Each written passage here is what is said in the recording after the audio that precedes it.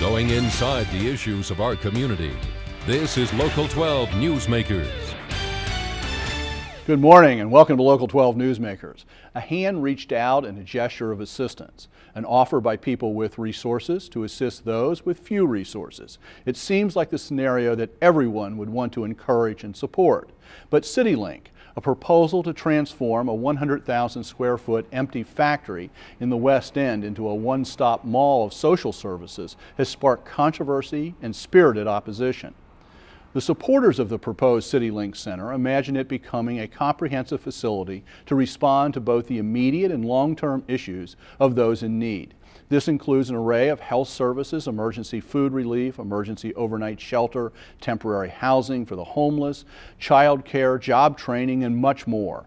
Because it is Christian-inspired volunteers who will be working at the center, the CityLink proponents hope that long-term personal relationships will develop between the guests and the volunteers. Because a lawsuit was filed this past week, the supporters of CityLink were unwilling to appear on the program with the opponents. As a result, I have split the discussion into two discrete interviews. Joining me this morning is a representative of the collaborative supporting CityLink, Deborah Merritt. Deborah Merritt's on the board, and she's also the executive pastor at Christ Emmanuel Christian Fellowship, one of the churches that's supporting CityLink. Deborah, welcome to Newsmakers. Thank you very much. One of the things that is interesting to me is that this effort was inspired by a similar project in Los Angeles, as I understand it, which is called Path Mall. What is the concept here, and how are you translating Path Mall into Cincinnati? Okay, the concept is to bring together churches, social organization providers, bring them together under one roof, and provide the services that we have investigated and researched and found out that are necessary for areas of our cities to help the situation that's in our city. Do you imagine this to be new services or services that already exist centralizing in a one location? Is this in addition to or sort of a new format? Well, we will be providing the services that exist. All of that has not been worked out. We don't have all of the providers together, but we have several that are on the table, and some of them are jobs, training, and education, literacy, medical services, and legal services, and things that are needed so much in our communities. Now, I may be wrong about this, but there's a center in Over the Rhine at the Recreation Center, which was, at least in the origins, also sort of a central social service agency or facility where a lot of agencies had offices and provided. Does that still exist in that form, or is this in addition to that? Is this a substitute to that? Well, I'm not sure what you're referring to. At the City Recreation Center there, right on Vine Street. Yeah, I'm not familiar with what is located exactly in there, but the social services and the providers that we are bringing together exist together as, independent agencies now, and we will be housing them under one roof. Now, this is a collaborative Absolutely. Effort, and there are many different churches, Christ Emmanuel, your fellowship, Crossroads, New Jerusalem Baptist, New Life Temple, Vineyard, City Cure, various ministries as well, the Lord's Gym, etc. Right. Are there, beyond the collaboratives that you mentioned in your materials, are there certain social service agencies that have committed to this already and said, we'll provide the legal services at the center, we'll provide the is the drop-in center involved in this in terms of the shelter?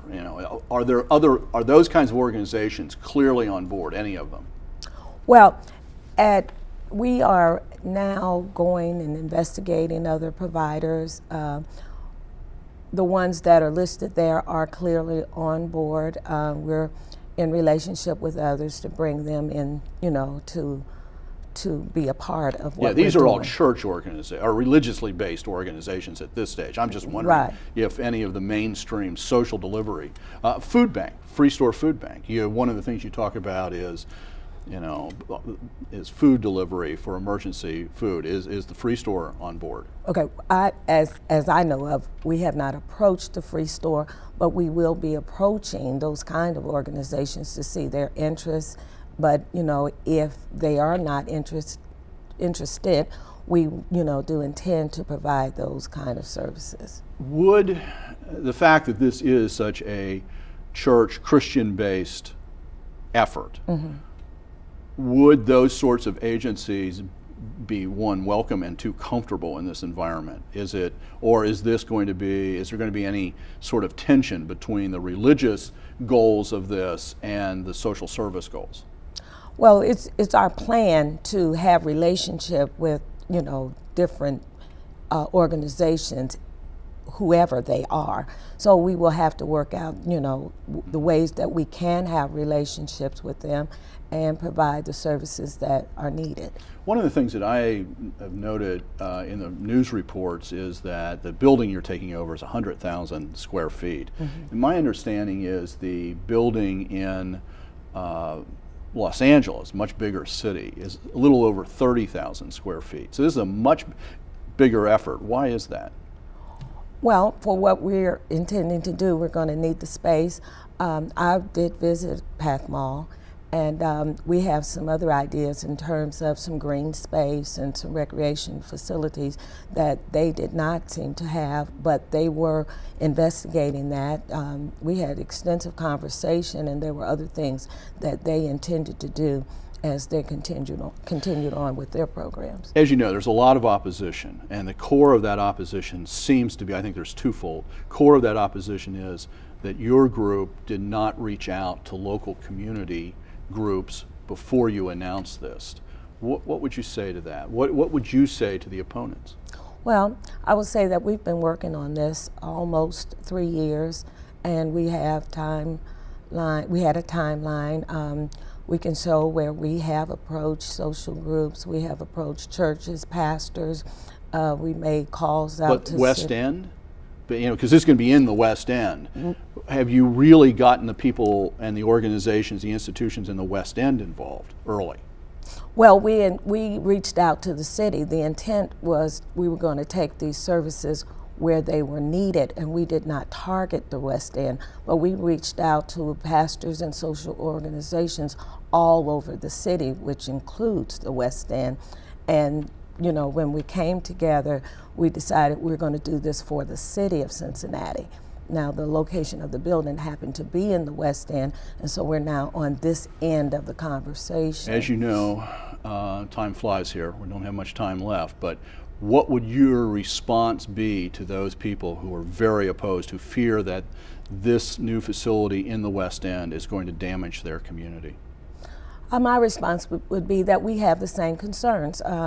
We are interested in the security and in the schools and in the children, and we will make every effort possible to address those needs. We're for the West End. We understand and clearly can see through data that the property values and things will increase, that we will decrease crime if we can have relationship with people and bring the needs to them that they have. I'm going to run over time. I just want to let my director to know that I'm aware of this. But one last question.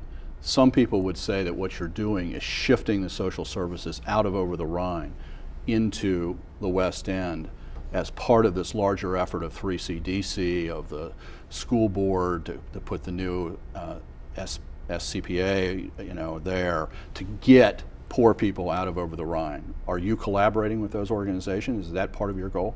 That is not part of our goal. We're going into the community at the location to address the needs that we have researched that people need in the areas, and we're doing what we need to do in Cincinnati. No way are we trying to push one group to one area of the city. Thank you very much for being here. You're very welcome. There is more than one perspective on this proposal. Back on December 21st, a raucous West End Community Council meeting exposed the raw emotions sparked by the CityLink proposal. and I hope that they get the message. People just don't want CityLinks here. I am joined now by two people who are opposed to the CityLinks Center. The Reverend Gerald Bates is a resident of Dayton Street in the West End and the pastor of St. Mark's Christian Fellowship, Church of God in Christ. And Jim Wilson is the president of the Clifton Heights Improvement Association. Welcome to Newsmakers. Thank you. I know you couldn't be in the studio when we were talking about the beginnings of this. One of the issues I raised, though, Reverend Bates, is, as I understand it, one of the concerns is that this organization, this collaboration of churches, did not talk with people in the neighborhood as they were developing their concepts.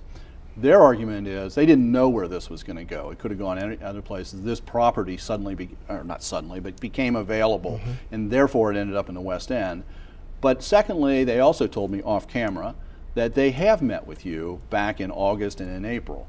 So how much of a problem really is that lack of communication? Well, I think that anytime you want to place something in a community, that you ought to talk to the residents of that community and find out prior to you making a decision how people feel about it. I mean, and this is not just for this particular project, but we've just seen in the news where Target, Walmart, other kind of facilities want to locate in the community, even a church wanting to expand in the community. They need to talk to the community and get input. And I think in our case, they really needed to talk to our community, and I think they could have saved themselves a lot of time and a lot of heartache to the people in the community by hearing us and then deciding that this thing was not going to go there. Now, as far as meeting with me, I've never had a formal meeting with CityLink people to talk to them about this. Tim Senef from Crossroads Community Church met with me to talk about some missions projects. And at that time, he mentioned to me that there was going to be a project going in our neighborhood. And I said, Tim, it's a horrible idea. And he said, why? And I told him why. And then a little later, I talked to the pastor, Brian Tomes at Crossroads. I was visiting their service. And after service, he asked me, had I heard about the project? And I said, yes, Tim told me. And he said, oh. And I said, and did he tell you what I said? And he said, no. And I said, well, let me tell you, it's a terrible idea. Now, I'm not against the concept of what they want to do, because all the churches in the West End have outreach programs. Our particular church is located right next door to a drug treatment center, so we have no problems with that. But our issue is that this is in the wrong location for our neighborhood, that they need to have it in some other place, and we don't really think it belongs in a residential neighborhood.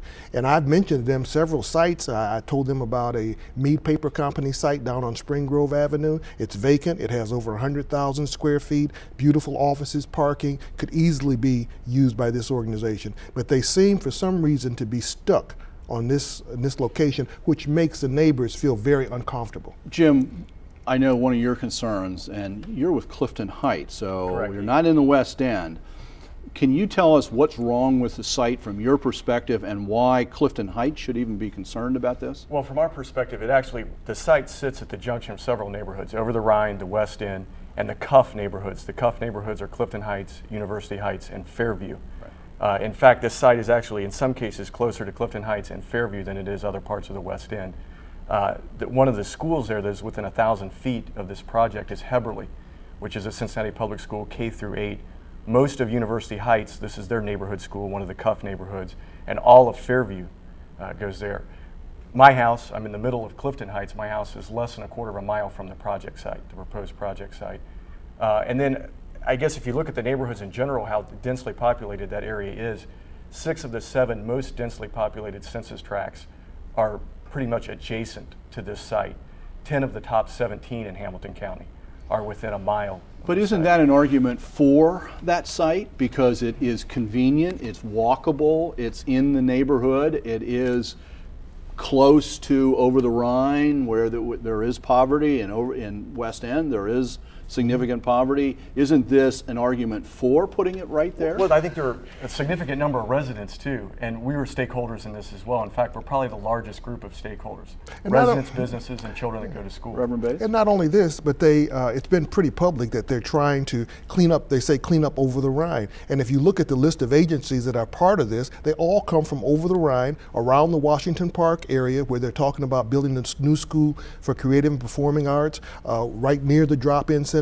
And so our neighborhood feels a lot like they're taking things out of over the Rhine and trying to dump them in the West End because other communities wouldn't accept them. And when you talk about availability, Walnut Hills is easily available to people who need to get to places. Avondale, Evanston, these churches that are involved, even Crossroads Community is on Madison Road. That would not be difficult. They said that they had thousands of people that came out for their Thanksgiving celebration and to receive Thanksgiving baskets. If people can get there for Thanksgiving baskets, they can get there to receive these services, and they will get there. So it's not a matter of it being convenient to people to walk to. People go where they need to go. I want to go back to this point about this larger urban political question of shifting things from over the Rhine to the West End. I asked Deborah Merritt that question specifically. In fact, a cluster of questions. She never identified anything but the churches. She never identified any social service agency that has signed on yet to this. And secondly, she specifically denied that they were working with the groups that are trying to change over the Rhine. So she denies that. Well, I think that that's disingenuous. First of all, if you look at the list of agencies, they have Jobs Plus, which is on Vine Street. They have Crossroads Health Center, which is on the corner of Vine and Liberty Street. They have the Lord's Gym and the Lord's Pantry, which I think are at 14th and Race. And all of these are right around Washington Park, right near the drop-in center. I mean, so we looked at that and said, hey, it's been in the Inquirer, it's in the newspaper. They say in the newspaper, they're trying to clean up over the Rhine. So you're going to clean up over the Rhine and get rid of the things that you think pollute it, but you're going to bring it to the West End and make it our problem. Jim, why isn't this, your opposition, fairly characterized as we want these services but not in our backyard, NIMBY? Why isn't that a fair criticism of you? Because it's just not true. These neighborhoods, over the Rhine, the West End, Clifton Heights, for example, we already have it in our backyard. We coexist with it, and we're fine with it. Friars Club, it being social services, transitional housing, and those types of things. Section 8, the Friars Club in Clifton Heights. We have Lighthouse Youth Services. The West End has a number of social service agencies like Justice Watch and the Cat House and St. Vincent de Paul and over the Rhine. So that's not a case of NIMBY. Clearly, we already have it. Why should those neighborhoods just be the site for all of the things that other neighborhoods don't want? I mean, we don't mind. We have agencies there now, but why just locate them all in our neighborhood when we need other things? I'm almost out of time, only about 30 seconds. What do you think they should do? I think they should find a new location. And example of the Spring Grove location. The Spring Grove, I think down by the Justice Center on Lynn Street, the Queensgate Detention Center, in an area where they are not surrounded by schools and residential areas. You currently have a lawsuit. Will you continue to pursue that? Absolutely. We'll pursue it all the way. I live on Dayton Street, by the way, which is just a block there. I've been a resident of the West End for 27 years, and I've been pastoring a church in the West End for 20 years, and all the pastors in the West End have signed a letter stating that we are opposed to placing this facility there. Thank you for being here this morning. Obviously, this is not going to quickly go away, so you'll probably be back. We would love to be back. Yeah, thank Stay you. tuned. After the break, a look at Glendale, America's first planned suburban community, from a fresh perspective. Representative in some really interesting ways, I think, of small town American life, in the sense that the town was segregated and it was very class structured.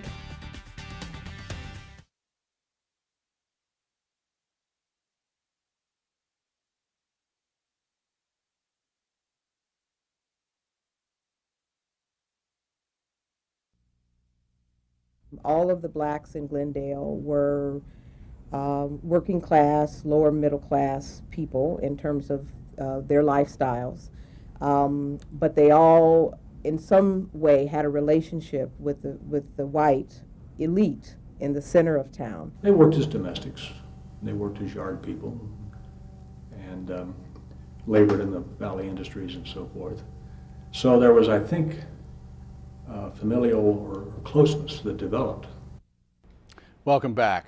Over time, we tend to put things, people, institutions, neighborhoods, into neat mental categories. Say over the Rhine, and images of old brick buildings, poverty, and crime jump into most people's minds. Say Glendale, and images of large, older houses on broad lots, wealth, and suburban planning jump into many people's minds. But we all know that the closer you get to something, the more complex it is, and the more those images become stereotypes.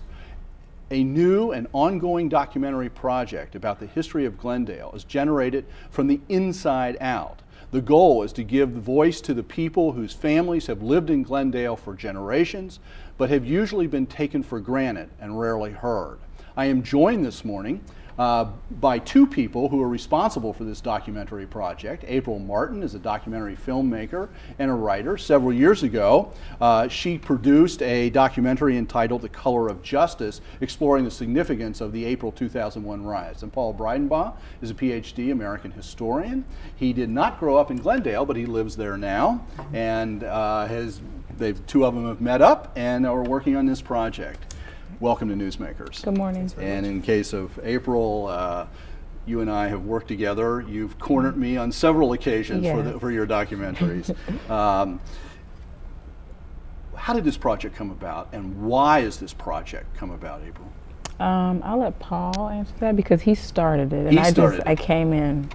Paul? Well, it was actually part of the Glendale Sesquicentennial celebration, 150th anniversary. It's one of the projects that Robin Carey Allgaier actually suggested we undertake.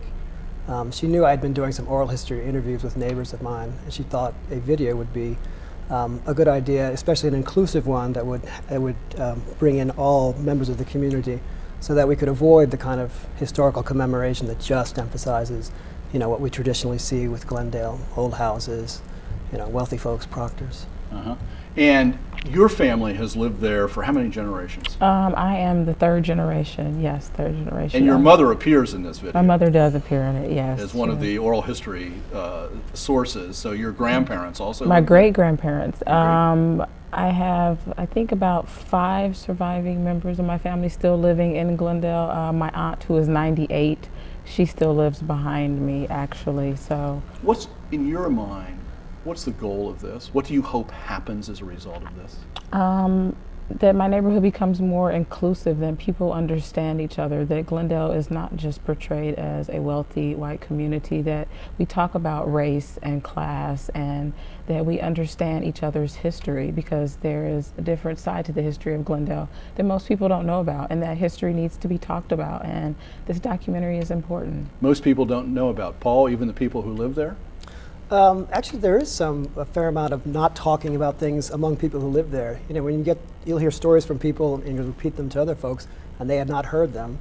And generally, folks don't know history of the group that they're not in. I have found, In fact, that existence of groups is part of this, both race and class, as was set up at the beginning. I'd like to take a listen to a couple of clips that are part of your work, and then have you respond to them. So let's listen to this. It was clearly a segregated community. Glendale was kind of like, it was almost like a plantation, really, where things was run in a real subtle way to keep you in check. The issue that was there between blacks and whites wasn't talked about a lot. And as I say, within the village of Glendale, I don't believe it really was a major issue. There were sort of unspoken rules, like you didn't go in the igloos and sit down at the soda fountain. It was common here that our parents were the servants of our schoolmates' parents. That was common. Chauffeurs, gardeners, cooks, maids, that was real common. And that was bothersome for me, because sometimes as a child, your self-esteem is kind of interwoven with how you see your parents. I find all of those quotes very interesting, because it's not just, here's my perspective, here's mine, but it's really dealing with this interrelationship and the tension that exists on various levels of consciousness and reality there. And I just found that really interesting. You find a lot of that? I do, definitely. It's kind of like, I think that some of the people in the community haven't taken a chance to actually look at the other side, to maybe think, well, how does it feel when you go to school with somebody and your mother is their servant, and that, this other person didn't think that race was an issue because it wasn't talked about. now the information is out there. So now I think that people will have a better understanding because this information is out there. And in fact, one of the things, we're very short on time, and I want to make sure that people understand, if they'd like to hear more about this project and see more of the clips in the project that you put together so far, this Thursday night at the Cincinnati Museum Center as part of the Seminar in the City, there will be a presentation, and Paul will be there, and hopefully April will be there, and there'll be a chance to talk about this, because that's really what your documentaries do. They bring people together to talk. So thank you for being here this morning. Look forward to your presentation on Thursday night, and we'll look forward to the project in the future. Thank you for making Newsmakers part of your Sunday morning. We leave you this morning with a section of the documentary focused on the role of Mount Zion Missionary Church, a center of black life in Glendale for generations, and a place where many Glendale blacks are residents worshiping right now.